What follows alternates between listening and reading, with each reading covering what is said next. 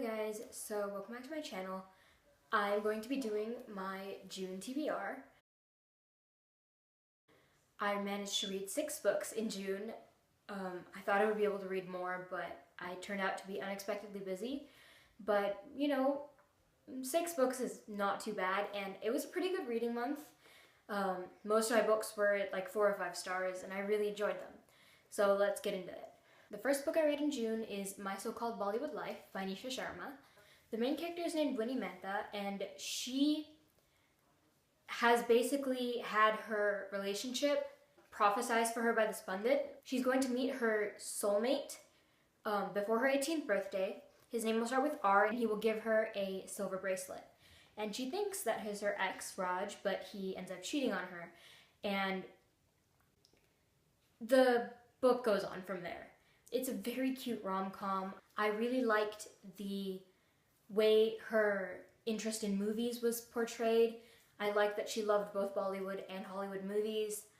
And I really liked her relationship with her best friend and her parents. And it was just really a fun read, especially as a Desi person, to have that kind of representation and have it be in such a fun book. The second book I read in June was Meet Cute, which is an anthology.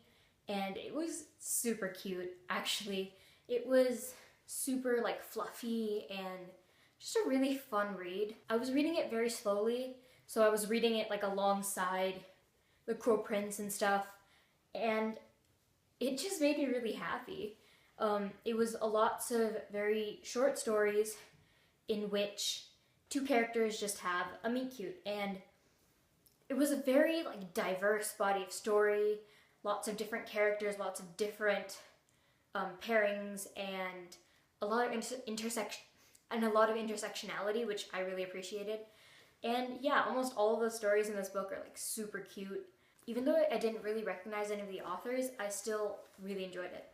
The next book I read in June was The Wrath and the Dawn by Renee Ahdieh, which, it is for sure the best book of 2018 so far for me. It's so good. It was, I don't even know how to explain how amazing this book is. I'm probably going to do a full review, but like I'm just going to go really quickly over the quick plot summary. Shirzad, who is the main character, is basically volunteers to go to the palace and live with the Caliph, be married to him, and the Caliph has had a sort of reputation now of marrying a woman and then the next dawn executing her.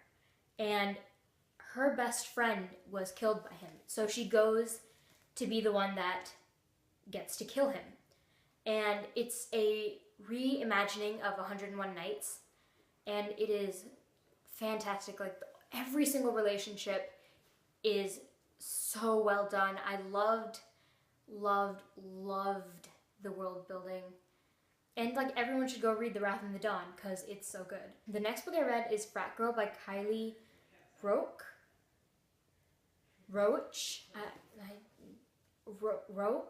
I think. So basically, I heard about this book because I met the author. So when I got to go see Sandhya Menon, these 2 books are signed now, by the way, which I have, like, I'm gonna set aside some time and talk about how amazing it was to meet that author and how much I love her. But it was 2 authors, and this author was here, and she was super awesome, and her book sounded really interesting.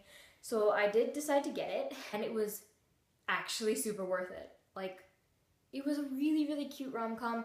Basically, the plot is the main character, Cassie, cannot go to school because she needs her scholarship because it's a very fancy private school, and she applies for this grant, a research grant, which gives her money to do her project, which is to infiltrate a frat and to see if the problems in frat life are based on the culture or if it's something that should be abolished entirely or changed.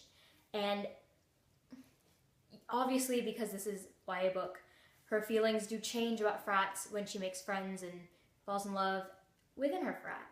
And it was actually super well done. I was a little worried going into it because I thought like, oh, she's gonna change her mind because of this one boy. But actually, a lot of the guys came together for her. it was really great, and I loved their friendship. There's this one character, his name is Duncan, and he has like, I love him. He's so sweet. Oh, he's like the sweetest boy. And like, he's a football player, so like he starts out really douchey and then ends the book on such a good note, and like, it's so cute. I highly recommend this book. It was really cute. The next book I read is a middle grade book.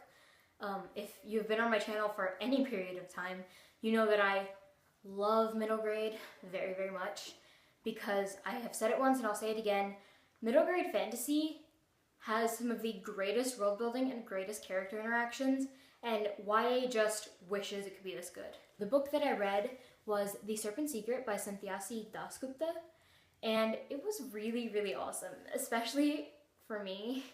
It was middle grade fantasy based on Hindu mythology, and I loved it so much. This book follows the main character, Kiranmala, who is in middle school. It is a middle grade book, and she basically finds out that all of the stories that her parents had been telling her about monsters and demons are true, and they want to murder her. And she runs into these two princes, and she has to go save her parents, and she runs into all these like mythological creatures along the way, and it's basically Hindu Percy Jackson done super well, and I loved it so much, and I think everyone should read it. And like, this cover was so good. Like, little me seeing this in the library would have like freaked out. And yeah, so I think diversity in multiple genres, in middle grade, in YA, in adult fiction, is completely needed, and I thought it was done super well in this book. The last book I read in June, and the one that I would recommend to everyone, is Not Your Sidekick by C.B. Lee. It was the best superhero book I've ever read in my life. 5 stars, like all the way. And it also has some of the best rep I've ever seen. So this book follows Jessica Tran, whose parents are superheroes. And in the world where superheroes and villains are pretty common, she really wants to have powers, and it turns out she doesn't. And she kind of feels useless because her older sister has powers and her younger brother is like a genius, and her parents are superheroes. So she really like needs something for herself, and she gets an internship at this company that makes robots, and it turns out the villain that her parents fight works for that company, as does her crush. And it's so good. Like, the world building, which you know I'm a big fan of, done so well. Like, there's never like a world building dump, which I do see in a lot of books. This one is done pretty cleanly. It sprinkles it and it clarifies things. It just makes it so good. And the relationships are so well done. Her relationship with her parents, her relationship with her friends, so Emma and Bells, and the romance in it is